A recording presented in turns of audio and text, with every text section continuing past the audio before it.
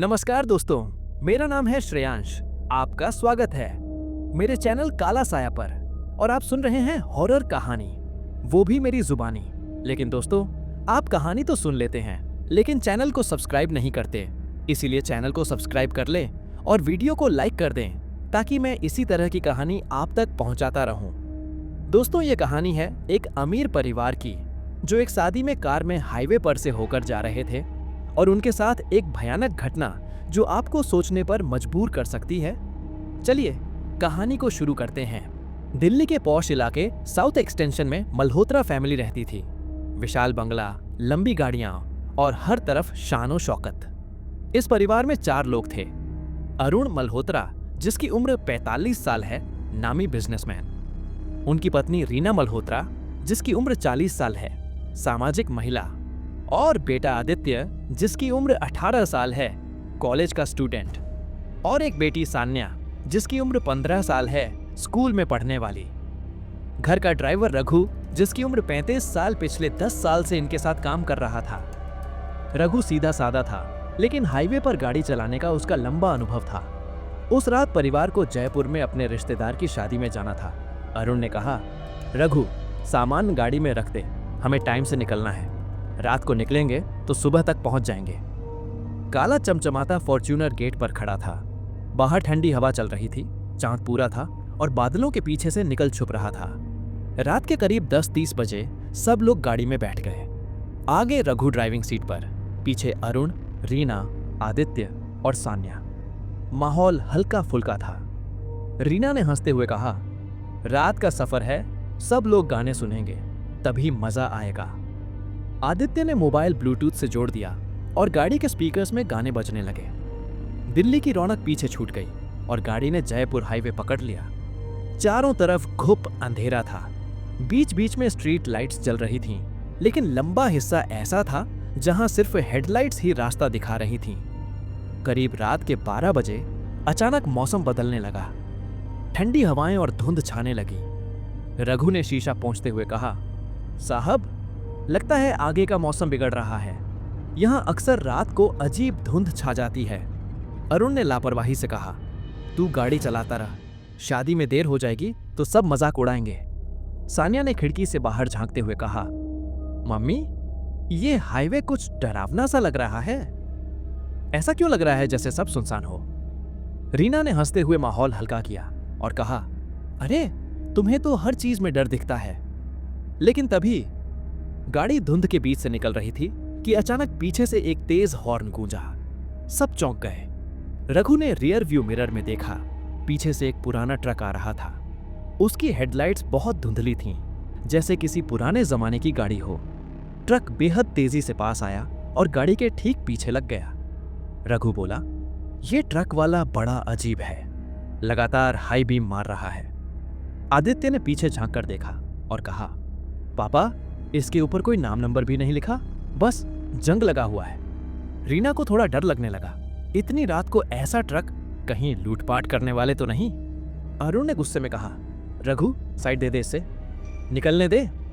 रघु ने गाड़ी साइड की, लेकिन ट्रक ने ओवरटेक नहीं किया। वो अब भी पीछे पीछे था, उसी स्पीड पर। करीब 15 मिनट बाद रघु ने कहा, साहब, मुझे लग रहा है हम बार बार यही जगह पार कर रहे हैं। वही टूटा हुआ बोर्ड, वही मोड़। आदित्य ने कहा, हाँ, मैंने भी देखा। ये कैसे हो सकता है? हम सीधा जा रहे हैं, फिर भी वही जगह क्यों आ रही है? रीना घबरा गई और बोली, क्या मतलब? हम घूम फिर कर वापस यहीं कैसे आ सकते हैं? सान्या की आवाज कांप गई। सान्या ने डरते हुए कहा, मम्मी, कहीं ये भूतिया रास्ता तो नहीं? अरुण ने गुस्से में माहौल संभालने की कोशिश करते हुए कहा, चुप रहो सब, ये सब अंधविश्वास है। रघु, तू जीपीएस देख। रघु ने मोबाइल खोला, लेकिन स्क्रीन पर अजीब सा मैप चमक रहा था।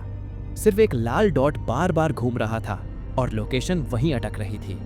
पीछे से ट्रक का हॉर्न फिर गूंजा। अब सबके चेहरे पर खामोशी और डर था। रघु ने गाड़ी की स्पीड तेज की। गाड़ी अब तेजी से भाग रही थी। बाहर धुंध इतनी गहरी थी कि हेडलाइट्स बस कुछ ही मीटर तक दिख रही थीं। लेकिन उस धुंध के पार वही पुराना भूतिया ट्रक अब भी पीछे था। रघु पसीना पसीना हो रहा था।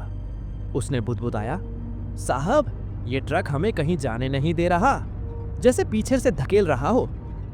अरुण ने उसकी बात अनसुनी कर दी, लेकिन रीना ने कांपते स्वर में कहा, यह सब सामान्य नहीं है अरुण, हमें कहीं रुकना चाहिए। अचानक आदित्य चिल्लाया, पापा देखो, वही टूटा हुआ बोर्ड फिर से। गाड़ी मोड़ काटकर आगे बढ़ी और सचमुच वही बोर्ड फिर सामने था जिस पर आधा पेंट उखड़ा हुआ था।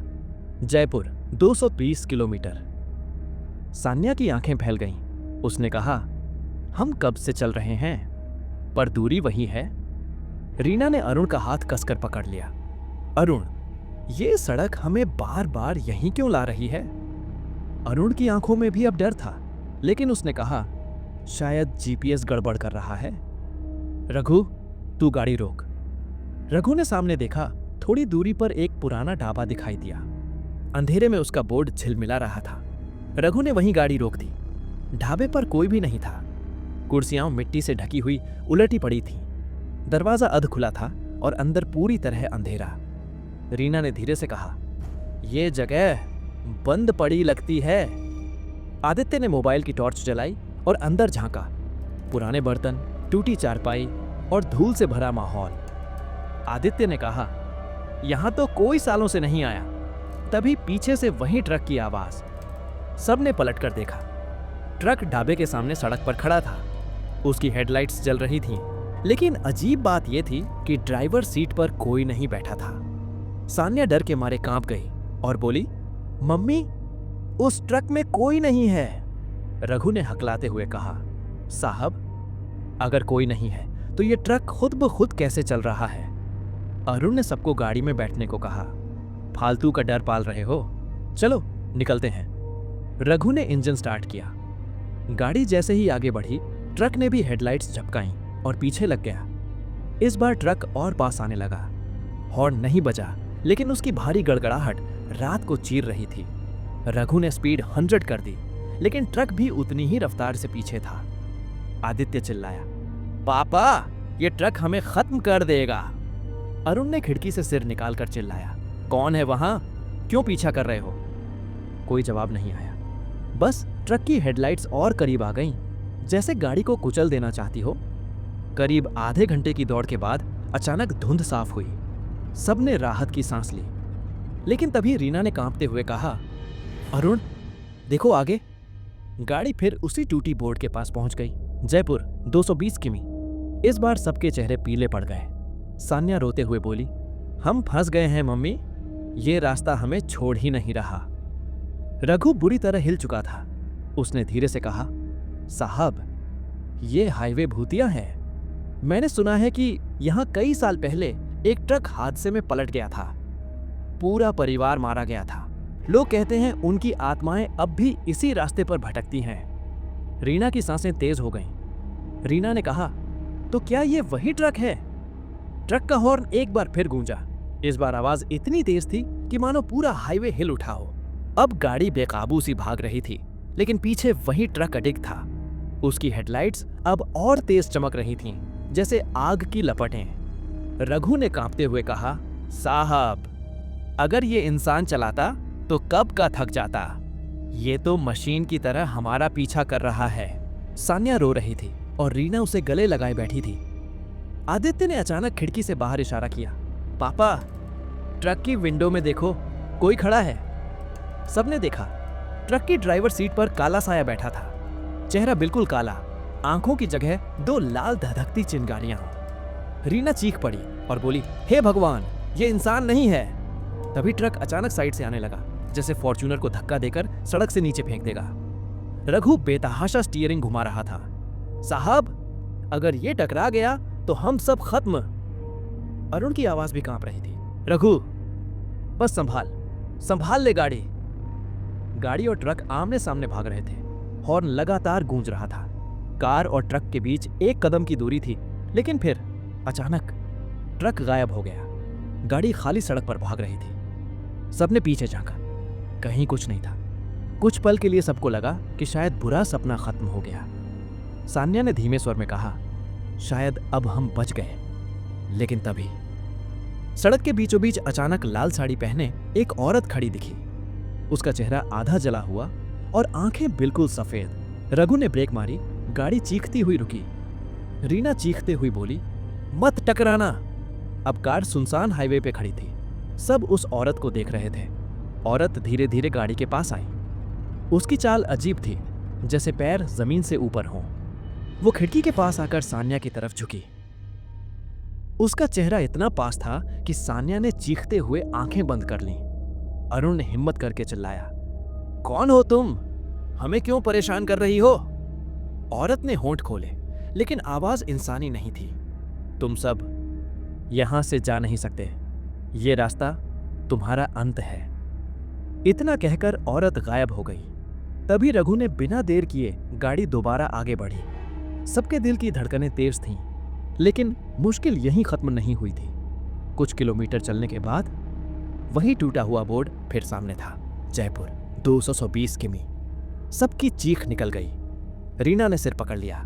हे भगवान, हम बार बार इसी मौत के चक्कर में फंस रहे हैं। आदित्य गुस्से में चिल्लाया, ये कोई सामान्य जगह नहीं है, यहां से निकलना असंभव है। रघु ने धीमी आवाज में कहा, साहब अब समझ आ गया। ये ट्रक, ये औरत, ये रास्ता, सब एक ही श्राप से जुड़े हैं। जब तक उस श्राप का राज नहीं जानेंगे, हम यहां से नहीं बच पाएंगे। पीछे से अचानक वही हॉर्न गूंजा और ट्रक फिर उनके पीछे आ गया। इस बार और भी नजदीक, जैसे गाड़ी को निगल लेना चाहता हो। गाड़ी चीखती हुई रफ्तार से भाग रही थी, लेकिन पीछे वही ट्रक जलते साए की तरह चिपका हुआ था। हर हॉर्न उनके दिलों को चीर देता। रघु ने आंखें फाड़कर कहा, साहब अब अगर हम सीधा भागे तो जिंदा नहीं बचेंगे। हमें कहीं रुककर इसका सामना करना पड़ेगा। अरुण गुस्से और डर के बीच फंसा बोला, तू पागल है? अगर रुके तो ये ट्रक हमें कुचल देगा। रीना ने धीमे स्वर में कहा, अरुण, रघु सही कह रहा है, भागने से कुछ नहीं होगा। ये रास्ता हमें छोड़ ही नहीं रहा। कुछ दूरी पर धुंध के बीच एक पुराना मंदिर दिखाई दिया। उसका शिखर टूटा हुआ था और चारों तरफ झाड़ियां उगी थीं। रघु ने अचानक गाड़ी मोड़ दी और मंदिर के बाहर रोक दी। सब गाड़ी से उतर आए। हवा बर्फ जैसी ठंडी हो गई थी। सान्या कांपते हुए बोली, ये कौन सा मंदिर है? रघु धीरे से बोला, सुना है यहां बरसों पहले एक भयानक हादसा हुआ था। कहते हैं उसी दिन से यह सड़क शापित हो गई। परिवार कांपते कांपते मंदिर के अंदर गया। दीवारों पर टूटी मूर्तियां थीं और चारों तरफ राख और कालिख जमी थी। अचानक आदित्य की नजर एक कोने में पड़ी। वहां एक पुरानी डायरी पड़ी थी। उसने उठाकर झाड़ा और पढ़ना शुरू किया। 20 साल पहले मैं अपने परिवार को इस हाईवे से ले जा रहा था। एक ट्रक अचानक सामने आ गया। हमारी गाड़ी पलट गई। मेरी पत्नी और बच्चे उसी जगह मारे गए। मैं अकेला बचा, लेकिन तब से उस ट्रक और उस औरत का साया मुझे हर रात सताता है। आदित्य की आवाज कांप रही थी। पापा, ये डायरी किसी ड्राइवर की है, शायद वही जिसने हादसा देखा। रीना ने डर से चारों तरफ देखा। मतलब जो औरत हमने देखी वो उसी हादसे में मरी थी। तभी मंदिर की दीवारें हिलने लगीं। हवा और ठंडी हो गई। ट्रक का हॉर्न मंदिर के बाहर गूंजा। सान्या चीख पड़ी और बोली, वो हमें यहां भी ढूंढ चुका है। अरुण ने डायरी छीनकर पढ़ा। आखिरी पन्ने पर लिखा था, जो भी इस सड़क पर आएगा वो बार बार उसी मोड़ पर लौटेगा, जब तक कि वो सच्चाई को जान ना ले। लेकिन सावधान, ट्रक सिर्फ पीछा नहीं करता, वो आत्मा तुम्हें अपने साथ ले जाएगी। रीना ने कांपते स्वर में कहा, अरुण, इसका मतलब हम सबकी बारी है। मंदिर का दरवाजा खुद ब खुद बंद हो गया। अंदर घुप अंधेरा और अंधेरे के बीच वही लाल साड़ी वाली औरत दिखाई दी। उसका चेहरा आधा जला हुआ और आंखें सीधे परिवार पर गड़ी थीं। उसने भारी आवाज में कहा, तुम्हें लगा तुम यहां छिप जाओगे? ये रास्ता, ये मंदिर, ये ट्रक, सब मेरा है। तुम सबको यहीं मरना होगा, जैसे मैं मरी थी। सान्या रीना से लिपट गई और बोली, मम्मी, ये हमें नहीं छोड़ेगी। ट्रक का हॉर्न मंदिर की दीवारों को हिला रहा था। अब परिवार के पास सिर्फ 2 रास्ते थे, या तो उस औरत और ट्रक का सामना करें या हमेशा के लिए उसी मौत के चक्कर में फंस जाएं। फिर वह लोग कार में बैठे और गाड़ी वहां से भगा ली। धुंध और गहरी हो गई थी। फॉर्च्यूनर पूरी रफ्तार में दौड़ रही थी, मगर हर मोड़ पर वहीं टूटा हुआ बोर्ड सामने आ जाता, जयपुर 220 किलोमीटर। रीना ने डायरी को कसकर पकड़ रखा था। उसकी उंगलियां कांप रही थीं। रीना ने डरते घबराते हुए कहा, जरूर इसमें ही बचने का रास्ता है, वरना हम सब यहीं मर जाएंगे। अरुण ने गाड़ी की खिड़की से बाहर झांका। अचानक उसे धुंध में मंदिर जैसी आकृति नजर आई। देखो, वही मंदिर जहां वो औरत हमें मिली थी। सबके दिल दहल गए। रघु घबराकर बोला, साहब, ये रास्ता हमें बार बार उसी मंदिर तक ले आता है। फॉर्च्यूनर मंदिर के सामने रुक गई।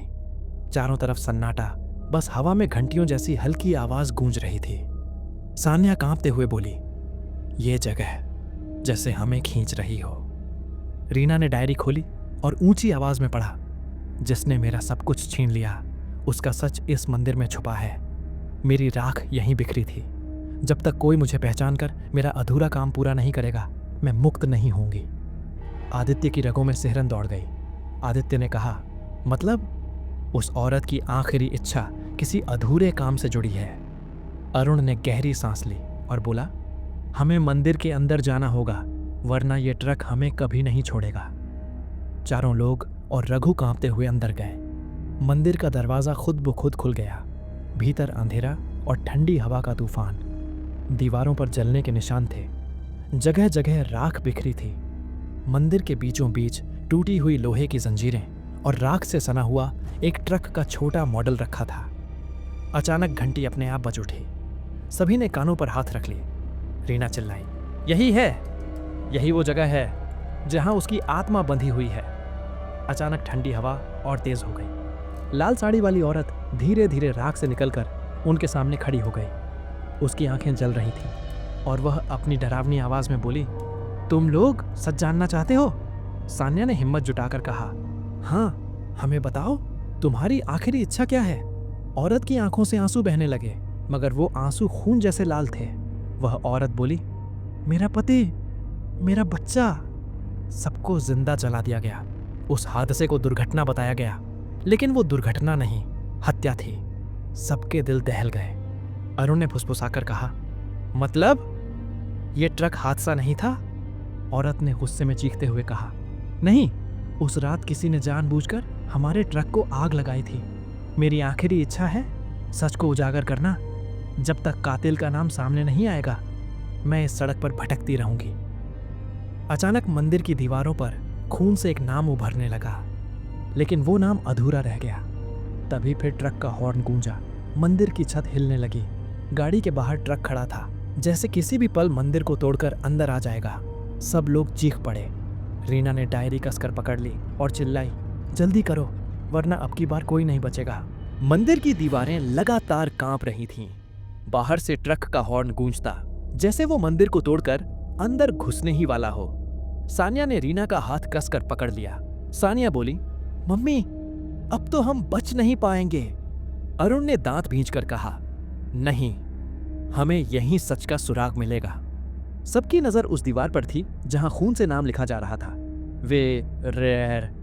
इसके बाद दीवार पर अजीब सी दरारें पड़ गईं और नाम अधूरा ही रह गया। रघु हकलाते हुए बोला, साहब, लगता है वो कातिल का नाम लिखना चाहती थी, लेकिन कोई ताकत उसे रोक रही है। रीना की आंखें फैल गईं और वह बोली, मतलब कातिल अब भी जिंदा है और ये आत्मा उसे उजागर करना चाहती है।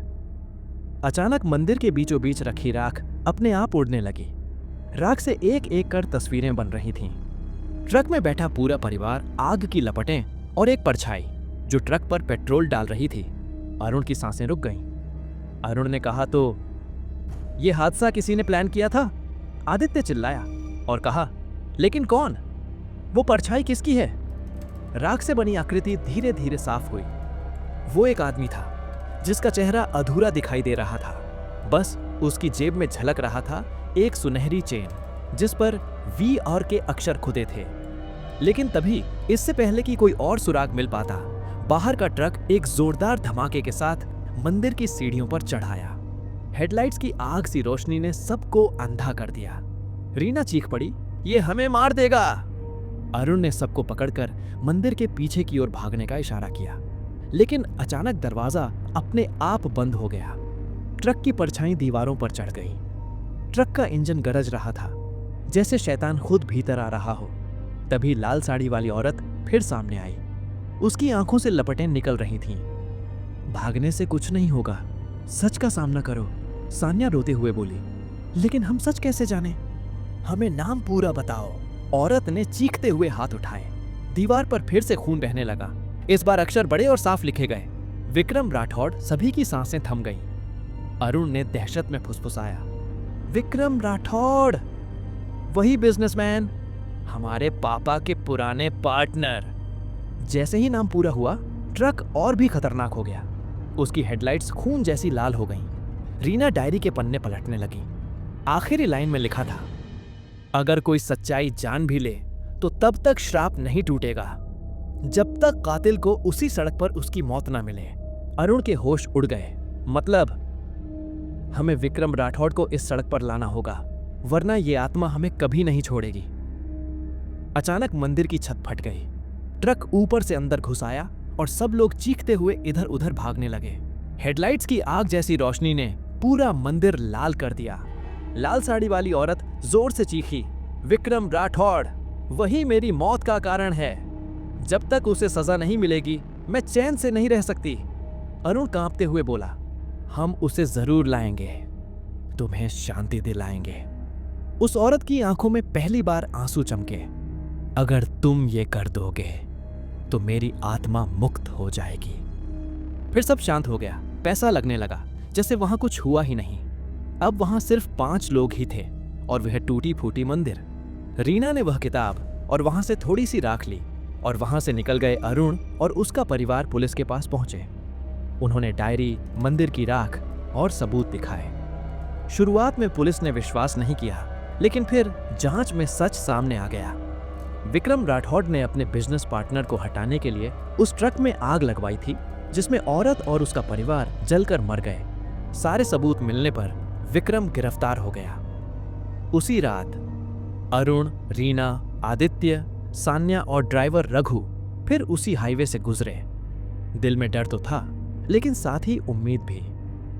ट्रक का हॉर्न एक बार गूंजा, सबकी सांसें थम गईं। लेकिन इस बार ट्रक सामने आकर रुक गया। उसकी खिड़कियों के अंदर वही जलता हुआ परिवार दिखाई दिया। धीरे धीरे आग बुझने लगी। चेहरों पर सुकून आ गया। लाल साड़ी वाली औरत गाड़ी के सामने खड़ी हुई। उसकी आंखों की आग बुझ चुकी थी। चेहरे पर दर्द की जगह अब शांति थी। वो मुस्कुराई और बोली, धन्यवाद, तुम सबने मेरा अधूरा काम पूरा किया। अब मैं मुक्त हूं। धीरे धीरे उसकी परछाई धुंध में घुल गई। ट्रक की हेडलाइट बुझ गई और फिर सब कुछ गायब हो गया। फॉर्च्यूनर ने जैसे ही मोड़ लिया, उन्हें पहली बार जयपुर 50 किमी का बोर्ड दिखा। सबकी आंखों से खुशी के आंसू निकल आए। सान्या ने हंसते हुए कहा, मम्मी, अब हम सच में बच गए। रघु ने भी राहत की सांस ली। साहब, लगता है अब ये सड़क सच में रास्ता दिखा रही है। सुबह का उजाला फैल चुका था। पक्षियों की चहचहाहट सुनाई दी। डरावनी रात जैसे कभी हुई ही नहीं। उस दिन के बाद वो परिवार कभी उस रास्ते से नहीं गुजरा, लेकिन उन्होंने मंदिर में उस औरत और उसके परिवार की याद में एक दीपक जलाकर वादा किया कि उनकी आत्मा को हमेशा सम्मान मिलेगा। और हाईवे, जो पहले मौत का चक्र था, अब एक सामान्य सड़क बन चुका था जहां लोग बिना डरे सफर करते। दोस्तों, यह कहानी आपको कैसी लगी? कमेंट बॉक्स में कमेंट करके जरूर बताएं। साथ ही अपना नाम और पता भी जरूर बताएं, जिससे हमें पता चले कि आप कहां से कहानी सुनते हैं और मैं आपका नाम अगली वीडियो में ले सकूं। साथ ही आपने अभी तक चैनल को सब्सक्राइब नहीं किया तो सब्सक्राइब कर लें और वीडियो को लाइक कर दें, जिससे हमारी और आपकी नजदीकियां बढ़ जाएगी और आगे आने वाली वीडियो सबसे पहले आपको मिलेगी। मुझे और इस कहानी को यहाँ तक सुनने के लिए आपका बहुत बहुत धन्यवाद।